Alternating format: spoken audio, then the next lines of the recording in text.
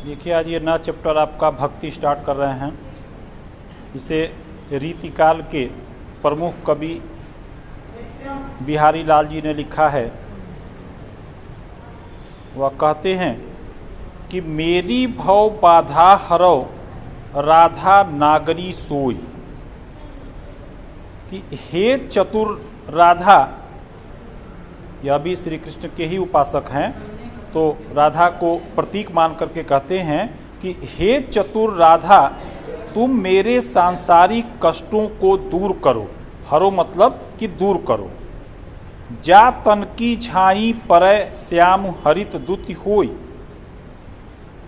मेरे कष्टों को हे राधा आप उसी प्रकार से दूर कीजिए जिस प्रकार आपके शरीर की परछाई या प्रतिबिंब जब श्याम रंग के श्री कृष्ण पर पड़ती है तो वह भी चमकीले हो जाते हैं या उनके दुख दूर हो जाते हैं और वे हंसने लगते हैं। सेकेंड इसका, मोर मुकुट की चंद्री कनु यों राजत नंद नंद। अब यहाँ पर बिहारी लाल जी श्री कृष्ण के रूप का वर्णन करते हुए कह रहे हैं कि श्री कृष्ण के सर पर मोर के पंखों से बना मुकुट इतना अधिक शोभायमान हो रहा है जैसे कि वहाँ पर सैकड़ों चंद्रमा बैठ गए हों। मनु शशि शेखर की अकस की शेखर सतचंद। और ये चंद्रमा श्री कृष्ण के मुकुट पर विराजमान होकर भगवान शंकर से अपनी तुलना कर रहे हैं। अब तीसरा देखें, बोर्ड परीक्षा की दृष्टि से इम्पॉर्टेंट है ये,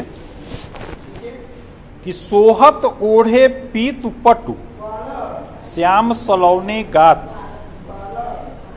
यहाँ पर भी श्री कृष्ण का वर्णन है कि बिहारी लाल जी कहते हैं कि सांवले रंग के श्री कृष्ण जब पीले रंग का अपने कमर पर धोती बांधते हैं या पहनते हैं तो वह बहुत ही खिल जाते हैं। मनो नीलमणि शैल पर आतप पर्यो प्रभात। और सांवले शरीर पर पीले रंग का दुपट्टा और धोती उसी प्रकार से सजता है जिस प्रकार नीलमणि पर्वत पर जब सुबह का प्रकाश या सूर्य का प्रकाश पड़ता है तो वह पर्वत बहुत ही चमकने लगता है।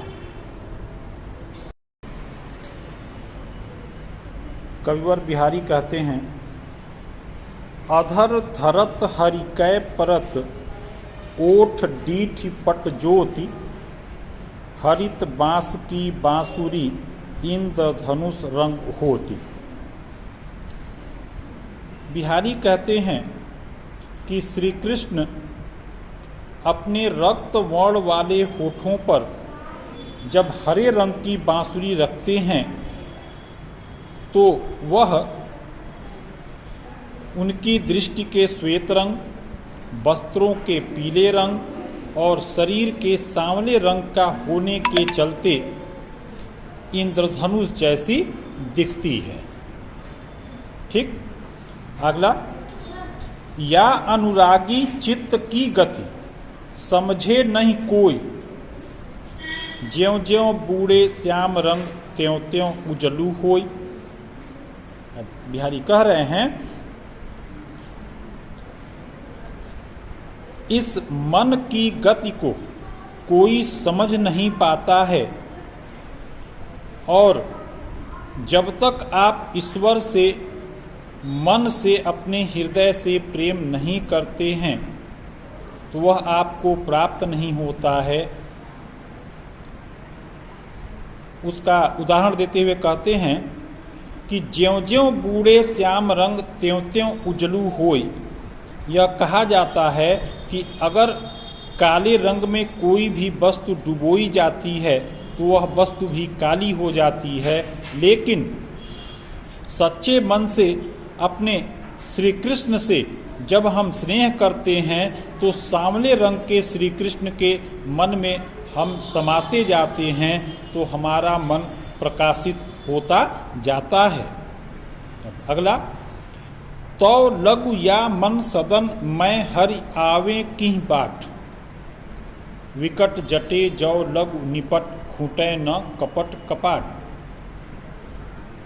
बिहारी कहते हैं कि यदि आपके मन रूपी घर को दृढ़ता से बंद किए गए कपट रूपी कपाट या किवाड़ को नहीं खोलते हैं तो ईश्वर आपके मन में प्रवेश कैसे कर सकता है। इसलिए अपने हृदय से कपट को निकाल फेंकिए ताकि ईश्वर आपके मन में प्रवेश कर जाएं। अगला, कि जगत जनायो जिह सकल सोहरि जान्यो नाहि, ज्यों आँखिन सब देखिए आँखि न देखी जाए।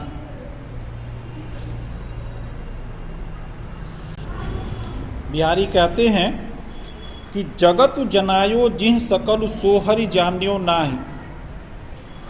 यदि आपने ईश्वर से सच्चा प्रेम नहीं किया है तो आप हरि को यानी श्री कृष्ण को जान नहीं सकते।